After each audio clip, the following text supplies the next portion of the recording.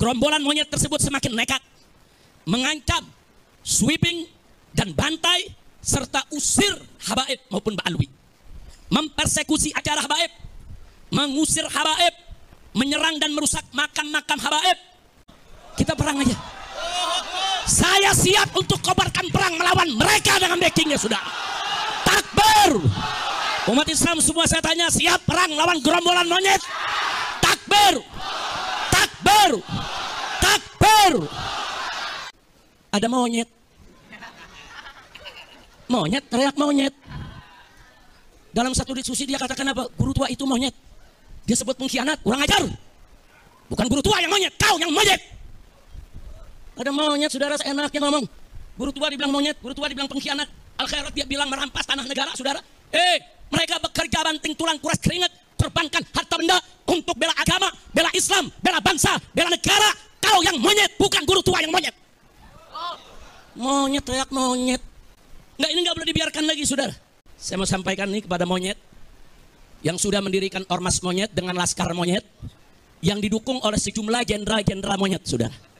Ada oknum-oknum jenderal-jenderal monyet yang mendukung ormas monyet ini, saudara. Saya mau sampaikan kepada mereka, saudara.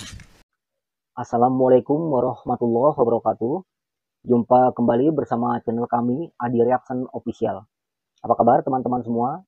Semoga teman-teman hingga saat ini masih selalu diberikan kesehatan oleh Allah Subhanahu wa Ta'ala dimanapun teman-teman berada. Dan terima kasih kepada teman-teman ya yang telah subscribe channel kami. Semoga kami insya Allah konsisten dalam melakukan counter atau reaksi dan memberikan konten-konten yang insya Allah bermanfaat untuk umat Islam dan juga bangsa Indonesia, teman-teman ya.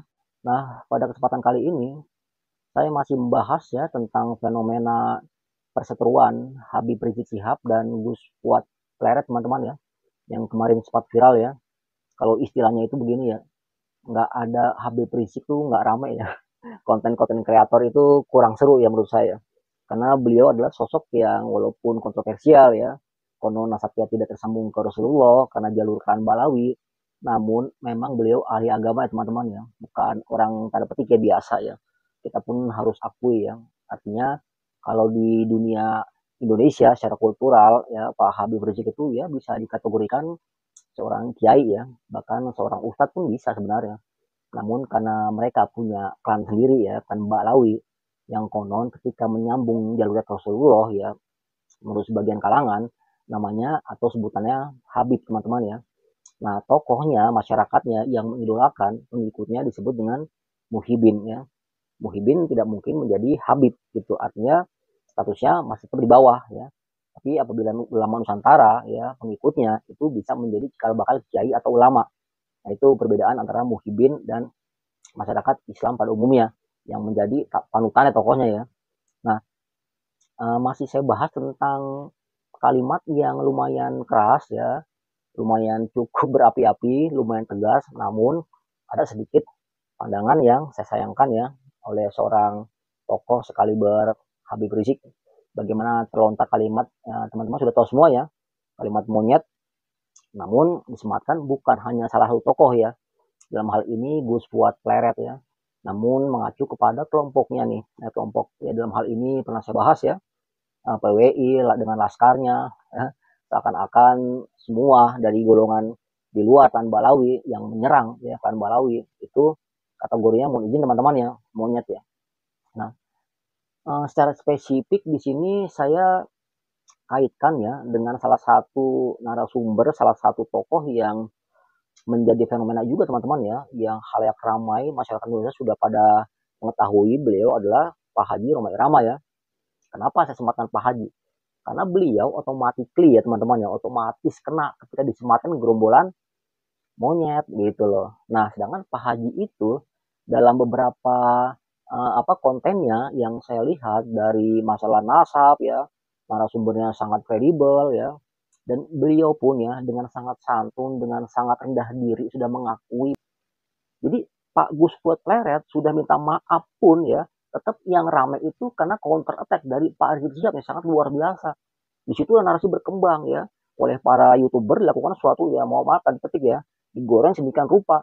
Yang pro terhadap Pak Rizik Syihab ya dibangunlah di situ ya, Pak Rizik Syihab tidak salah segala macam, dihabisilah Pak Gus Fuad Pleret ya. Yang kontra terhadap Pak Rizik Syihab pun sebaliknya. Dihabisin HRS ya, dengan tendensinya, dengan narasi segala macam ya. Tetap kembali lagi masalah nasab aja teman-teman. Ya. Sedangkan dalam teori yang disebutkan tadi ya Pak Rizik Syihab ya, secara naratif ya, gerombolan itu masuknya telah saya bahas pada waktu itu ya, Jenderal Dudung ya kena juga, walaupun beliau mengatakan ex jenderal yang mendukung, tapi ketika gerombolan disematkan kena ya. Haji Romai Rama kena, Kiai Haji Imad kena, Pak Guru Gembul kena, Gus Abbas kena.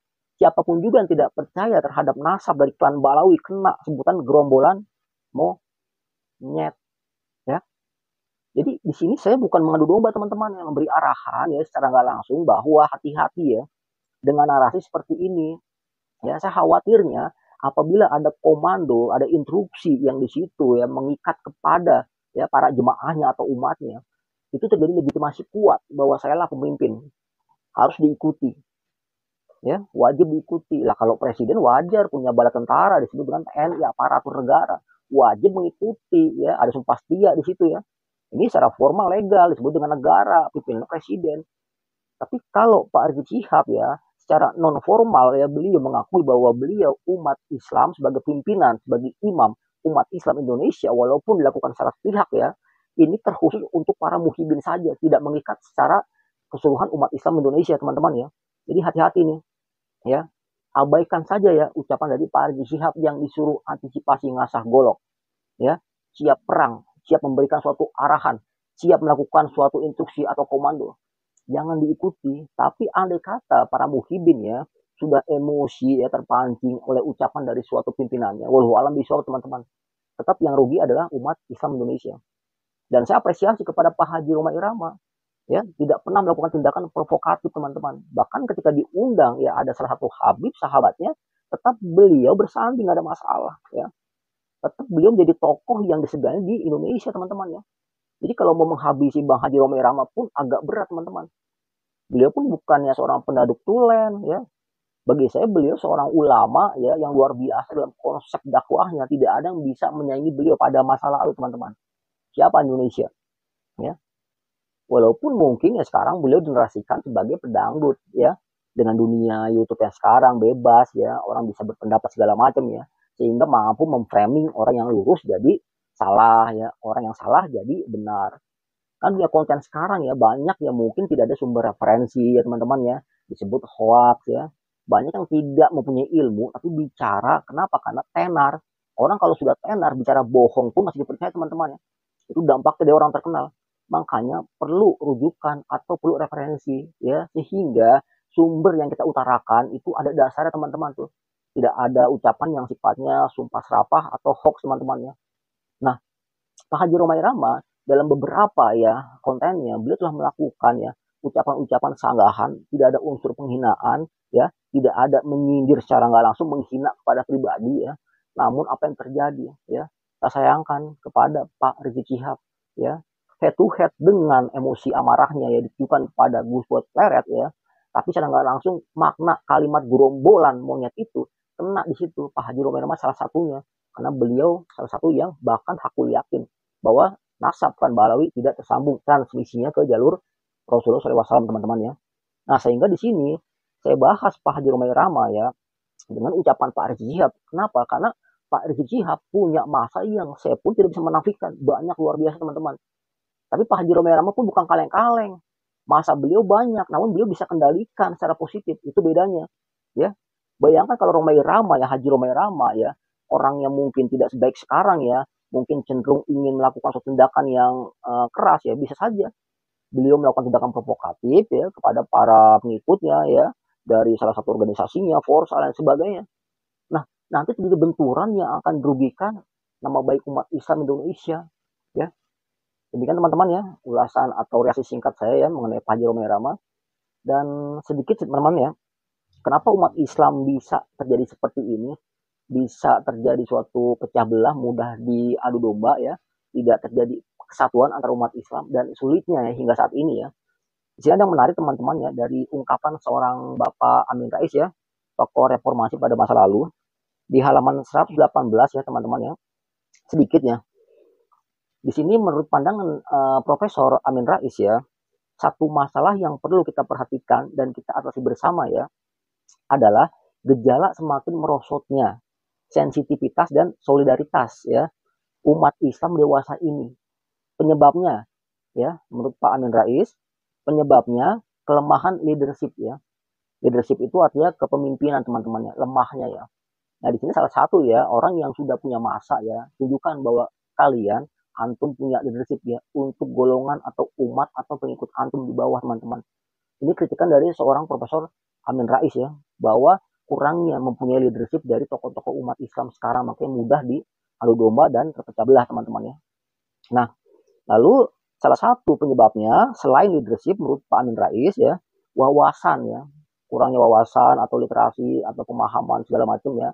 Yang tadi saya bilang, kurangnya sumber-sumber data, sumber referensi, bicara apa adanya ya, tidak mempunyai hujah atau rujukan yang benar-benar bisa dipertanggungjawabkan. Lalu strategi dan taktik ya, ini pun menjadi sorotan Pak Amin Rais, tidak punya strategi, taktik ya, hanya bisa koar-koar ya. Contoh masalah khilafah ya, komen-komen masalah khilafah ya, utopia masalah khilafah, tapi bagaimana konsepnya biar berdiri ya, nggak ada yang memberikan suatu pemahaman secara detail atau rigid ya, bagaimana konsep khilafah. Jadi umat Islam bingung ya, hanya khilafah, benar umat Islam akan bagus, akan maju, akan adil, tidak ada segala macam, bla bla bla segala macam. Namun tidak memberikan cara bagaimana mekanismenya agar khilafah bangkit Indonesia ya. Tokoh-tokohnya hanya banyak kuat-kuat namun cari aman. Nah, kelemahan berikutnya ukhuwah Islamiyah ya. Ini pun kurang menurut Pak Amin Rais. Bahkan yang krusial sekali adalah kelemahan tauhid teman-teman ya. Ini menurut Pak Amin Rais. Nah, singkatkan teman-teman ya. Lalu pada halaman 120 di bagian akhir Pak Amin Rais menulis ya dalam buku beliau, satu harapan saya menurut Profesor Pak Amin Rais, bahwa apa-apa yang saya sampaikan ini tentu lebih banyak bersifat normatif ya teman-teman ya. Harap diperhatikan ya. Walaupun beliau secara nggak langsung ini sifatnya normatif ya. Sementara operasionalnya membutuhkan lebih banyak kerja keras dari kita semua. Umat Islam secara keseluruhan dan pemimpinnya ya. Dalam hal ini Pak Rizik Syihab kena ini ya. Yang tadi Pak Amin Rais bilang ya, kurangnya leadership ya. Leadership itu kepemimpinan yang harusnya bisa berdampak kepada anggota di bawahnya ya. Apabila pimpinannya bicara kotor, insya Allah anggotanya pun ikut. Apabila pimpinan bicara kotor namun dibenarkan, insya Allah di bawahnya pun merasa itu benar walaupun salah. Nah, ini bahaya teman-teman ya. Nah, tetapi yang normatif perlu kita jadikan pegangan ya, supaya hal-hal yang lebih operasional ya, itu kemudian tak kesana kemari. Artinya jelas teman-teman ya. Nah, demikian saya teman-teman, ulasan singkat atau reaksi dari saya tentang bagaimana komentar dari counter attack Pak Rizik Syihab ya terhadap salah satu tokoh ya YouTuber kita ya, Gus Fuad Pleret, yang saya ambil referensinya dari Pak Haji Romai Rama sebagai bahan ya perbandingan bahwa salah satu gerombolan dimaksud ya gerombolan monyet itu siapapun yang membatalkan nasab Balawi itu kena di situ tuh karena sebutannya gerombolan ya. Dan kedepannya saya berharap tetap ya, saya kepada Pak Haji Romai Rama berpendapat bahwa tidak ada kebencian terhadap nasab Balawi, tidak ada ya. Indonesia itu sangat majemuk, sangat beragam budaya ya, siapapun juga bisa menjadi warga negara Indonesia teman-teman ya. Luar biasa Indonesia teman-teman ya. Namun budaya kita jangan dicabik-cabik atau dihilangkan dengan atas nama agama teman-teman ya.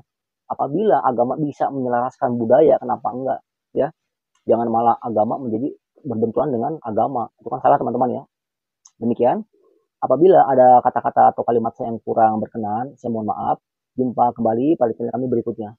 Assalamualaikum warahmatullahi wabarakatuh.